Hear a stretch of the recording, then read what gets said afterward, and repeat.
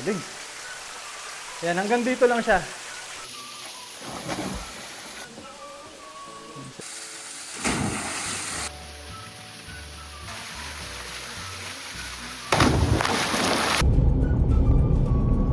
What's up guys? So nandito tayo sa Saluisoy Falls, sa trail tayo. So mag-iihaw ulit tayo, check natin yung cave. Wala siyang entrance fee, so check natin kung maganda ba talaga. So guys, hindi lang kami solo dito, may mga magche-check din ng falls. But yun lang yung daan dito. Medyo this area, medyo fresh na siya. Medyo malamig na yung simoy na. Alaman natin na malapit na tayo pag medyo rinig mo na syempre yung water. Tapos yung pag may mga bamboo trees. Yung madami mga bamboo trees pag malapit sa mga water. Tara, baba tayo. Guys, so nandito tayo sa Saluisoy Falls. So doon tayo kanina sa taas. So yun lang naman mismo yung pababa niya. Pero wala pa siguro yung 30 steps. Tapos ito na agad yung cave. So check out natin sa loob mamaya. Tapos ito yung grill natin. So may konti tayong baga. May konting lamok kasi dito. Tapos yun yung falls. So maliit lang din siya. Pero pwedeng talunan. Mamaya try natin kung kaya mag backflip tayo dyan. Ayan, ito yung ano natin, setup natin. So kumuha lang tayo ng chicken franks na cheesy. So may cheese yun sa loob. And then nag-hotdog buns tayo with star margarine. So simple setup, sobrang daling gawin. Kunin natin, let's get this. Tapos ketchup, size, mayonnaise. Then siyempre ilalagay natin ang dali, baka naman.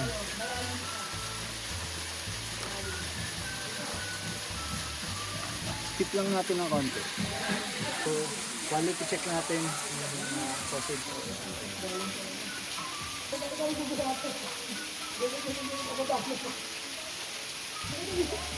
Lasa mo agad yung margarine. Yung chicken franks. May triple cheese pa.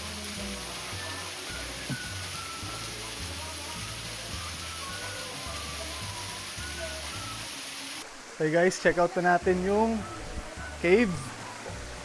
Ayan, may konting man-made structures tayo dito. May steps pa. So ayan, basically, ganito lang yung cave. Ayan, tapos may mga tumutulo. So ito yung mga mineral water bro, no? Ayan, hanggang dito lang siya. Ayan, hanggang dito lang. Tapos yung inaapakan, puro maliliit na bato. So technically, cave talaga. Baka ginawang taguan din to dati, no bro? Pag may mga gera o ano. O pag bagyo, di ba? Pag bagyo. Dito walang tumutulo eh. Dito may mga tumutulo lang. Ayan o, malakas din yung ano bro eh. Yung tulo. Galing. Mineral water. Pag bagyo. Minsan pag bagyo sa mga province, doon talaga sila sa mga kuweba. Kasi yung mga matitibay daw eh.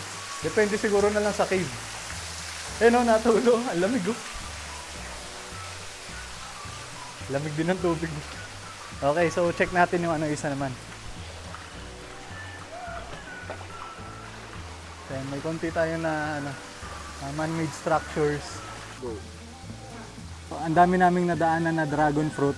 70 per kilo lang siya. Check natin kung matamis nga ba.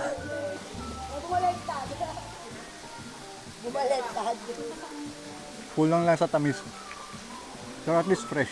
Ang dami namin nadaan.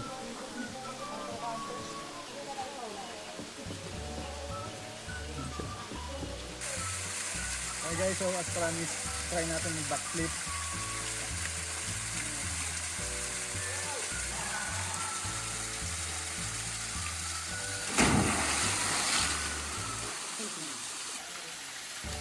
Ano ba, nilang ko naman? Okay naman.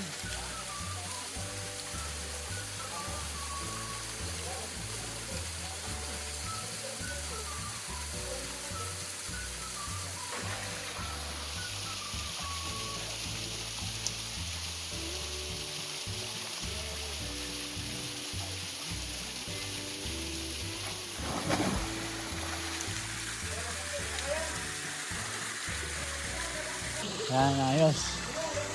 Sobrang chill lang. Kasi parang may cave area dito.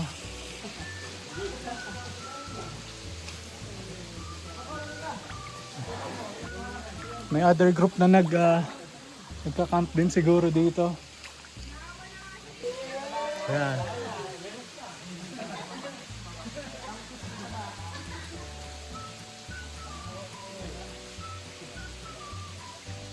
Tapos tignan nyo yung mga construction.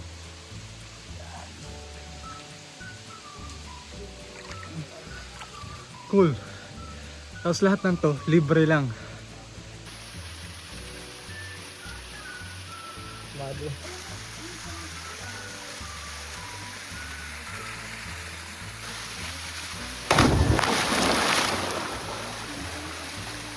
Okay guys, so another successful trip.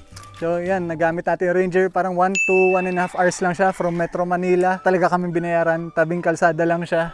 And yun, maganda kasi may man-made structures and may magandang cave and magandang talunan, magandang camping spot na pwedeng gawin. So for you, ano pinaka the best experience sa'yo dito sa lugar na to? Sa Saluyo? Yung sa Luisoy Falls, sa akin talaga bro yung yung cave. Kasi bihira lang yung ganyan eh. Tulad ko na mahina ang stamina, madali siya. Kaya kahit na sinong Oo, mahina stamina mo kaya. kaya tapos 5 minutes lang ipababa eh. Tapos may hagdan pa. Tapos may handrail pa. May handrail. So yan, if you want other videos na similar, check nyo lang yung channel namin. You can subscribe, you can like, para if may bago kaming upload na recent, makikita nyo po agad. If may any suggestions kayo, just feel free to comment down below. Yan, like this video. Maraming salamat sa inyo lahat po. Tara, biyahe tayo!